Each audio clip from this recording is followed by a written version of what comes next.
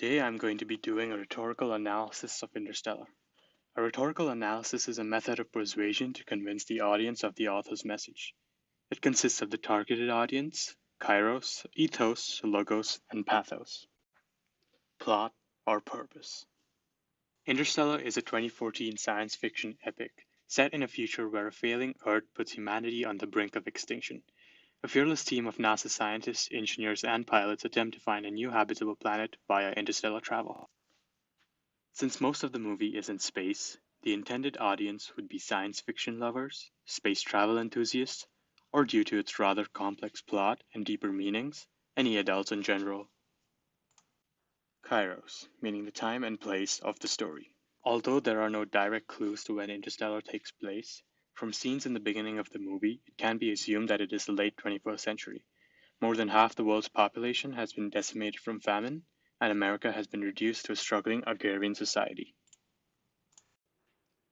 In this next scene, Cooper and his family are at a baseball game. His father complains that the baseball players aren't as good as the ones back in his day. My day we had real ball players. Who are these bums? Popcorn at a ball game is unnatural. I want a hot dog.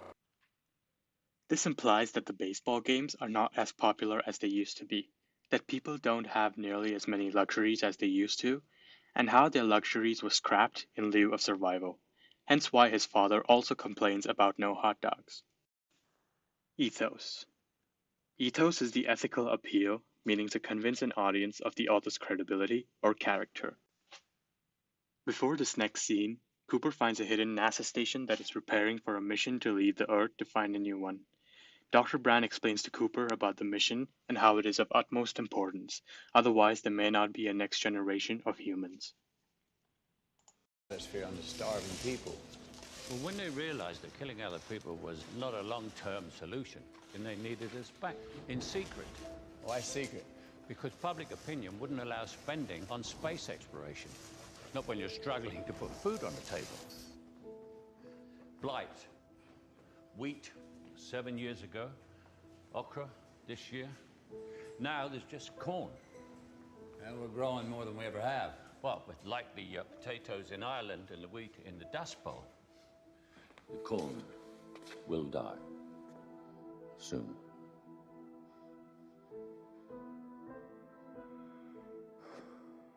We'll find a way, Professor, we always have. Driven by the unshakable faith, the Earth is ours. Well, not just ours, no. But it is our home. Earth's atmosphere is 80% nitrogen. We don't even breathe nitrogen. Blight does, and as it thrives, our air gets less and less oxygen. The last people to starve will be the first to suffocate. And your daughter's generation will be the last to survive on Earth. Murph was feeling a little tired. Here he uses his knowledge and credibility to persuade Cooper to join their mission. Logos is the appeal to logic, meaning to convince an audience using logic or reason. Before this next scene, Cooper and the Endurance crew wake up from a cryosleep of 2 years. They then prepare for their travel through the wormhole. As they are inching in towards it, Cooper asks Dr. Nikolai Romilly why the wormhole looks like a sphere. You say don't spread it, huh? It's a sphere. Well, of course it is. What you thought it would just be a hole. No, it's just that all the illustrations I've ever seen, the illustrations. I'll show you how it works.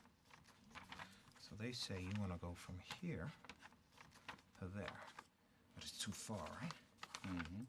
So a wormhole bends space like this, so you can take a shortcut through a higher dimension. Okay, so to show that, they've turned three-dimensional space into 2 dimensions, which turns a wormhole into 2 dimensions. A circle. What's a circle in 3 dimensions? Sphere. Exactly. A spherical hole. But who? In this scene, Dr. Nikolai Romilly uses his understanding of wormholes and explains to Cooper the logic behind a wormhole. Pathos. Pathos is the emotional appeal, meaning to persuade an audience by appealing to their emotions. In the following scene, Amelia Brand and Cooper argue about which planet they should visit. With limited time and fuel to visit only one planet, Cooper argues that they should visit Man's planet, since he is still transmitting signals. But Amelia Brand says that they should visit Edmund's planet. She argues that the data is much more promising, and to support her argument of going to Edmund's planet, she then confesses that she was, and still is, in love with Wolf Edmonds. You once said that Dr. Mann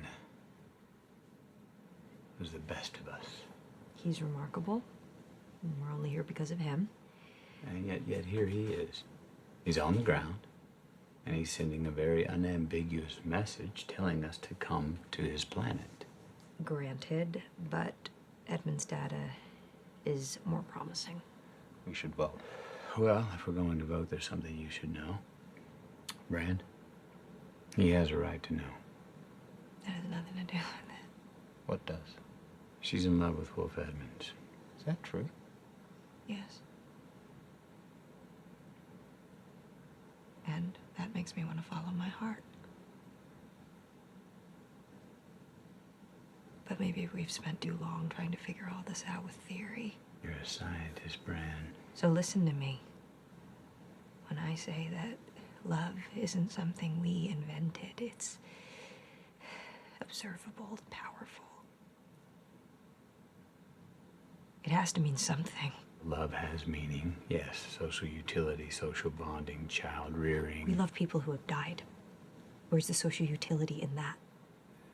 None. Maybe it means something more, something we can't yet understand. Maybe it's some evidence, some artifact of a higher dimension that we can't consciously perceive.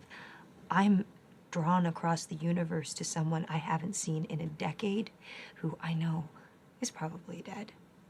Love is the one thing we're capable of perceiving that transcends dimensions of time and space.